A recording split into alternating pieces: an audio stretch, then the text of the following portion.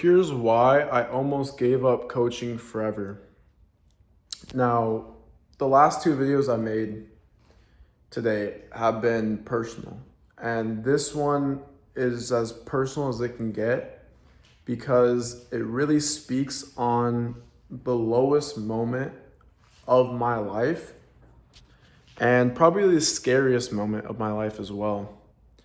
And so I was coaching. I was coaching, fitness coaching. I'd already been a trainer. I'd already gotten multiple clients online. And it was like, ever since I graduated high school, I have been so obsessed with not wanting to peak. I never wanted to be the guy who peaked in high school. I was like, I gotta do something with my life. And so after finding my purpose and finally, seeing the vehicle to, this is the way I can be successful and all these things, right? I started, finally get online money, something I never really seen was possible years back. And, I thought this is it, I thought that I could get this whole 10K per month, thing that I was so obsessed with in my head. I'm like, $10,000 a month, that's my goal. And so I did this thing. I'm not sure if you guys are familiar with it. It's called monk mode. I'd actually done it before. It's basically where you strip away things that give you dopamine. And so, first I had done a dopamine detox, and this was years back, and it was actually really good for me. I went off all socials. I didn't use my phone. I didn't watch TV. I basically stripped like everything. So all I did was I didn't have the fitness at the time, so I was just working a job. So I went to my job, came home, and what I found out is that after a week, or I think I did like a week or 10 days, and I found that my mood just felt way better because I had stripped away all that, external dopamine. And so I was literally like, I just felt good on my lunch break, being able to sit there in silence. And I was like, just feeling good, it's good to reset. That was a good one. But the one I'm talking about, I did a monk mode where you have to like create like rules and sacrifices and stuff like that. And I made it way too extreme. So I made this like contract with myself that, I started to see the money come in and I started to get more clients, and I'm like, this is it. I was going to turn 21 years old. And so I was like, I'm going to lock myself in my room. I'm not going to leave. I'm in my office. I was in my office or my guest room.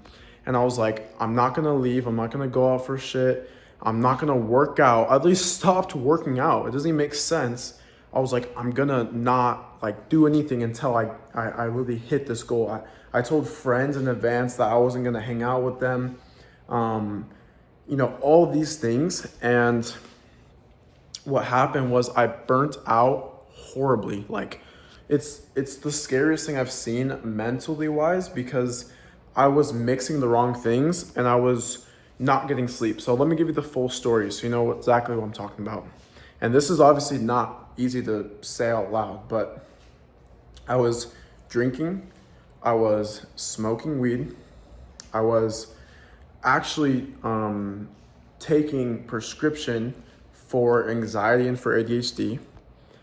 And I'm not blaming the prescriptions because I think it was just a mixture of no sleep, locking myself in my guest room, being so extreme, like not working out, doing the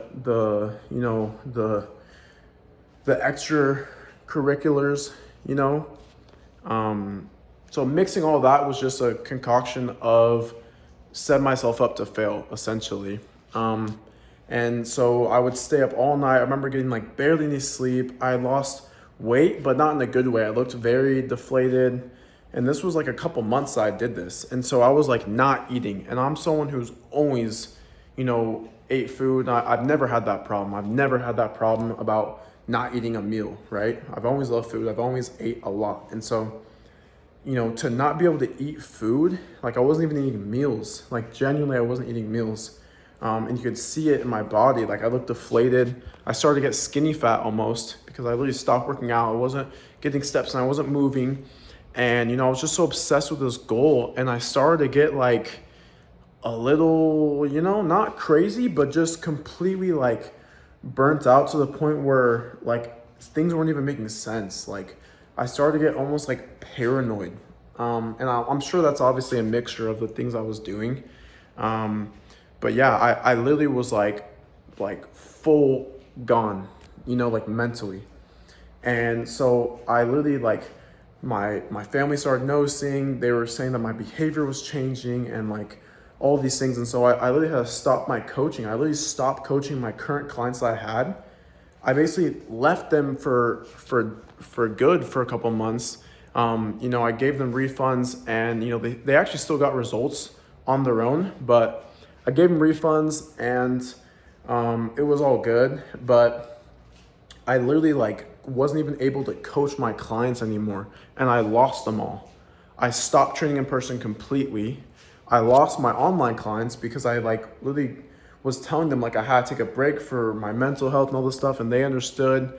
And then I really like I just stopped completely. I was so embarrassed by what had happened that I didn't even want to get back into the coaching. I was like thinking of doing something else. I'm like, like I don't know. I didn't want to go back. I literally was like so obsessed with this goal, and I just crashed and burned, and I failed horribly. And to start over and to do that again was so hard, but I'm so glad that I did it because now it's part of my story.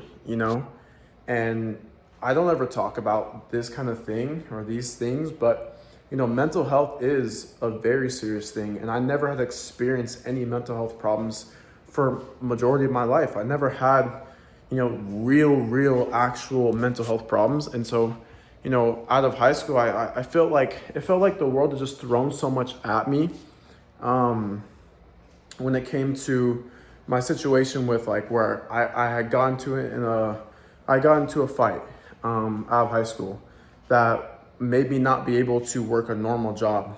And so I had that, I had relationships that cut ties, friendships that I had that I cut ties with, and things didn't go well there. And so I didn't know what I wanted to do at the time. And then, the fact that all this had happened where I finally had felt like I found something, and then to crash and burn and fail the way that I did, it was one of the most humbling and,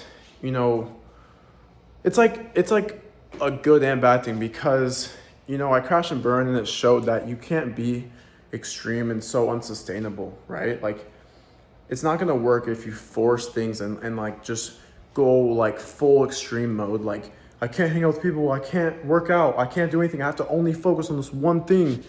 And it also showed that not getting sleep, not taking care of your body, making the wrong choices, mixing certain things, that's one of the worst things that you could possibly do for yourself. And so I don't want to make this a super long video, but I just wanted to shed light on the fact that I almost quit coaching, and this is something that I genuinely love and I get fulfillment from, and I almost stopped for good.